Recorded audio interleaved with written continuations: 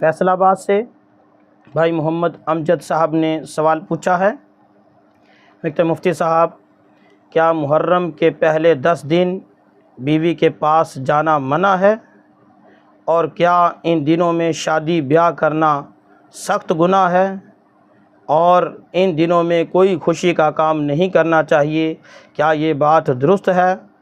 وضاحت فرما دیں، اور یہ بھی وضاحت فرما دیں کہ ہم نے سنا ہے کہ ان 10 دنوں میں اگر بیوی کے پاس کوئی گیا اور حمل ٹھہر گیا تو یہ بچہ خنثی یعنی ہجڑا پیدا ہوگا، کیا یہ بات قرآن و حدیث سے ثابت ہے یا نہیں؟ محمد امجد۔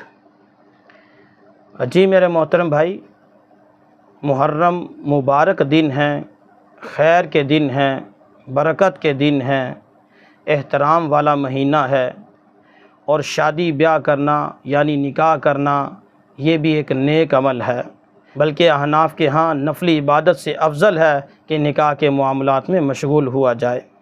تو میرے محترم بھائی، جو نیک کام نیک وقت میں کیا جائے گا اس کی نیکی میں اضافہ ہوگا، اس کی برکت میں اضافہ ہوگا، اس کے خیر میں اضافہ ہوگا۔ لہٰذا محرم کے مبارک دن تو وہ تھے کہ اگر اس میں نکاح کیا جاتا تو عام دنوں سے زیادہ مبارک تھا، عام دنوں سے زیادہ خیر و برکت والا تھا، اور جاہل لوگوں نے، فساق لوگوں نے، دین سے دور لوگوں نے اس کو کیا کا کیا بنا دیا۔ میرے محترم بھائی، شریعت نے محرم کے مہینے میں بالخصوص پہلے 10 دنوں میں شادی بیاہ سے ہرگز کوئی منع نہیں کیا، ہرگز شریعت نے ایسی کوئی بات نہیں کہی کہ ان 10 دنوں میں شادی بیاہ نہ کیا جائے، نکاح نہ کیا جائے، یا بیوی کے پاس نہ جایا جائے۔ یہ ساری کی ساری من گھڑت اور جاہلانہ باتیں ہیں۔ اور پھر لوگوں کو ڈرایا کیسے کہ اگر کوئی بیوی کے پاس گیا اور حمل ٹھہر گیا تو یہ خنثی پیدا ہوگا، ہجڑا پیدا ہوگا۔ یہ سراسر غلط اور جاہلانہ بات ہے۔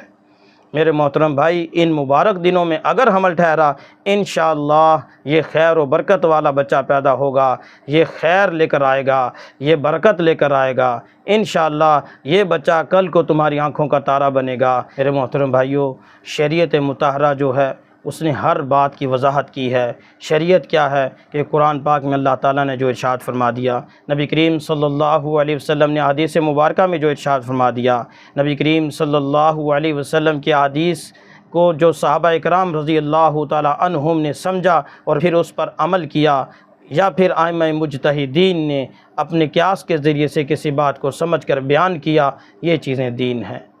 یعنی شریعت اسلامیہ 4 ستونوں پر ہے، دین اسلام 4 ستونوں پر ہے، قرآن ہے، حدیث ہے، اجماع امت ہے، اور قیاس مجتہد ہے۔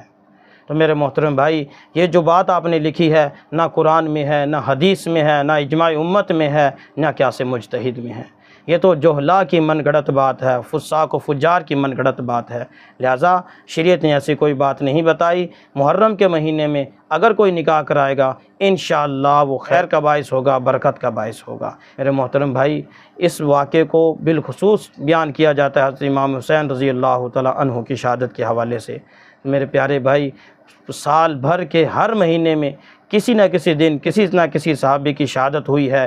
میرے محترم بھائی، پھر تو ہمیں سال بھر کے ہر دن میں شادی بیاہ سے رکنا پڑے گا، کیونکہ ہر دن میں کسی نہ کسی صحابی کی شہادت ہوئی ہے۔ بڑی بڑی جنگیں ہوئی ہیں۔ اللہ کے رسول صلی اللہ علیہ وسلم کے جانثار صحابہ، اللہ کے رسول صلی اللہ علیہ وسلم کے ایمان پر مر مٹنے والے صحابہ، وہ کسی نہ کسی دن میں شہید ہوئے ہیں، کسی نہ کسی دن میں وہ بے دردی سے شہید کر دیے گئے ہیں۔ لہٰذا پھر تو سال بھر ہی یہ ممنوع ہو جائے گا، یا سال کے اکثر حصے میں ممنوع ہو جائے گا۔ میرے محترم بھائی، ایک طرف تو لوگ کہتے ہیں کہ حضرت حسین رضی اللہ تعالیٰ عنہ شہید ہوئے ہیں، اور دوسری طرف سوگ مناتے ہیں۔ یہ تو 2 متضاد چیزیں ہیں۔ جو شہید ہے، شہید پر سوگ کون مناتا ہے؟ شہادت تو ایک برکت والی چیز ہے، شہادت تو ایک خیر والی چیز ہے۔ اور پھر میں نے عرض کر دیا کہ سال بھر میں کسی نہ کسی صحابی کی شہادت ہوئی ہے، تو پھر یہ صرف حضرت حسین رضی اللہ تعالیٰ عنہ کے ساتھ خاص کیوں؟ جو حضرت حسین رضی اللہ تعالیٰ عنہ کے علاوہ دیگر بڑے بڑے صحابہ، جید صحابہ کفار کے ساتھ لڑتے ہوئے شہید ہو گئے، پھر ان کے ساتھ یہ معاملہ کیوں نہیں؟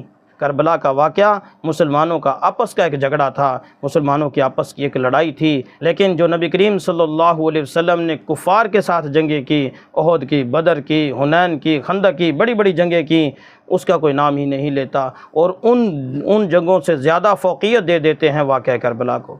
میرے محترم بھائی یہ انصاف کی بات نہیں ہے۔ حضرت حسین رضی اللہ تعالیٰ کو شہید کیا گیا، بے دردی سے شہید کر دیا گیا، لیکن یہ کفار کے ساتھ کوئی جنگ نہیں تھی۔ اس پر تاریخ گواہ ہے کہ مسلمانوں کا آپس کا معاملہ تھا۔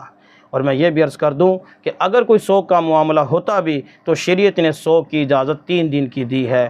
3 دن کے بعد سوگ شرعاً جائز ہی نہیں۔ اگر 3 دن کے علاوہ کسی کو سوگ کی اجازت ہے تو وہ اس عورت کو ہے جس کا خامند فوت ہو گیا، کہ شریعت اس کو 4 مہینے 10 دن تک سوگ کا کہتی ہے۔ میرے محترم بھائی، اس لیے اول تو شہادت سوگ والی چیز ہے نہیں۔ اگر بالفرض یہ کوئی سوگ کا معاملہ ہوتا تو پہلے 3 دن سوگ کے تھے جو آج سے 1400 سال پہلے گزر چکے ہیں۔